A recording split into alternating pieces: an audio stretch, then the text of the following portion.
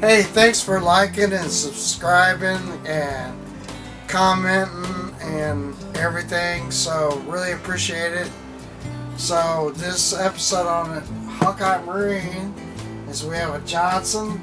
It's a 15 horsepower, little motor, little tiller. It's a 2006. So we got a 2006 Johnson, 15 horsepower tiller outboard. So what we have going on with this outboard is that this is an electric start motor. So it also has a pull rope, but to use the electric start, you have a button that's on the side located next to the shift. This is real simple. You just pull it out, go down, and the top cap comes off. I also need to replace the fuel pump. So to do that, I'm going to take the bottom cowl off. So they make it real easy because you can split this cowling, some bolts and screws, and it looks like star bits. So just take one off in the front. Looks like maybe one off down here on the side, one back here. There's usually one like here, and then there's one on each side on the top. There's one up here, one down here.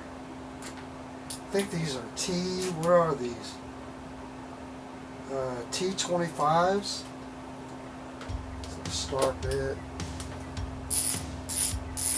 You got a little ball over there. One that's down in here.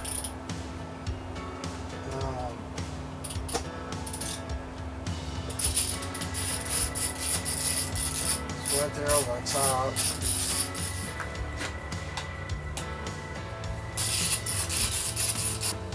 And there's another one on the other side. So it's right there.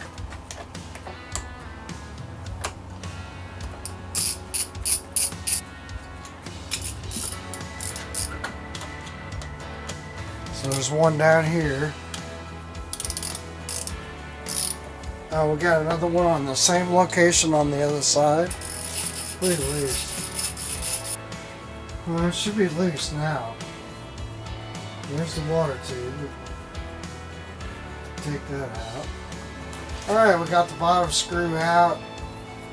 And so you want to leave this in here when you put this on, because to get that bottom screw out is a booger. It is not fun. And you'll notice that you have the pee hole, and I didn't have like a straight shank. I had to use like a combination. So, going through here it won't fit. If you have like a straight shank to this, it would probably work. So what I did do was I have a 1/4 inch wobble. See, it wobbles. And then I have this elbow. And I got the screw out like that. But like I said, it is really difficult to get out. And then that loosens up where I can get to the fuel pump, which I need to take off. So yeah, just clip this fuel light off.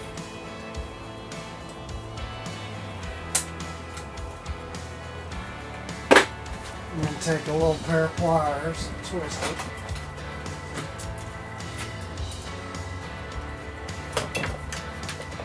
Yeah.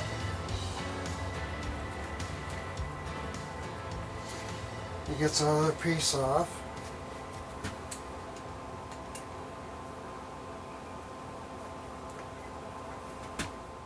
And we just got 2 screws, and that comes off. So I just buy the whole pump. I don't even mess with trying to rebuild these. So for now, I'm just going to put the screws back in it. I have one ordered. Okay, I'm going to have to get this this switch, or it's basically your shift off, and so you know it goes here and back under here, and we could release it, but I'm gonna just leave it like in neutral right here. So look, this spring tension and neutral. So I'm gonna take this bolt out, and underneath it, once I get this off, I should be able to get to this bolt that's underneath here and get this off.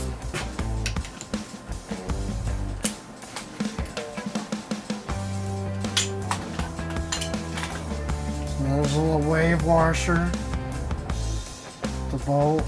Now that kind of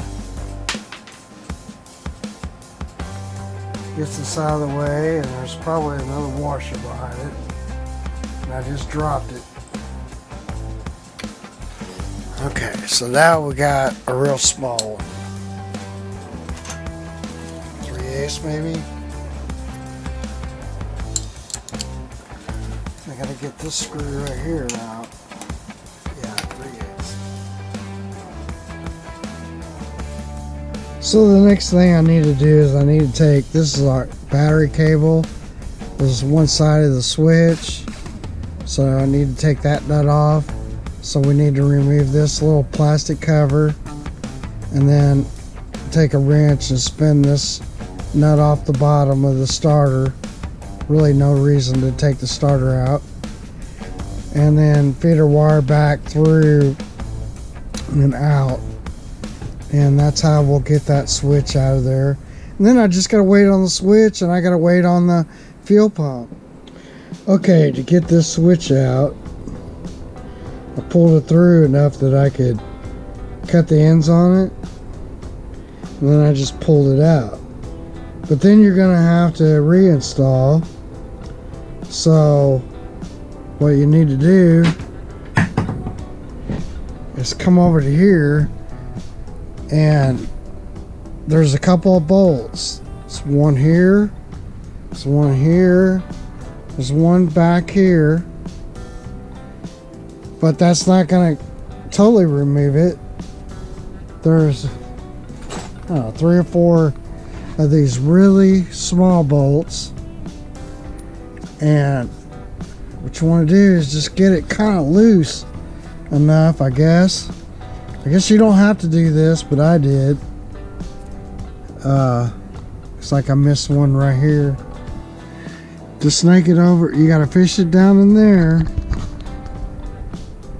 Just snake it over to the other side of the tiller arm. Whenever we get our switch, we'll just have to fish it back up through that hole, which kind of could be a pain. Even if you take the bolts out, there's one bolt you can see right there. It's holding the plastic piece on.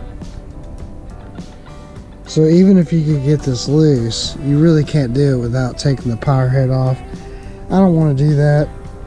The other thing I discovered is that this ground wire is loose as a goose. We'll take this bolt out, put it out here.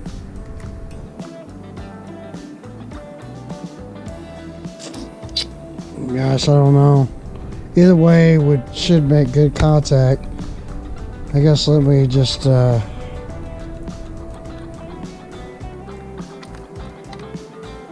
put this back in and tighten it down.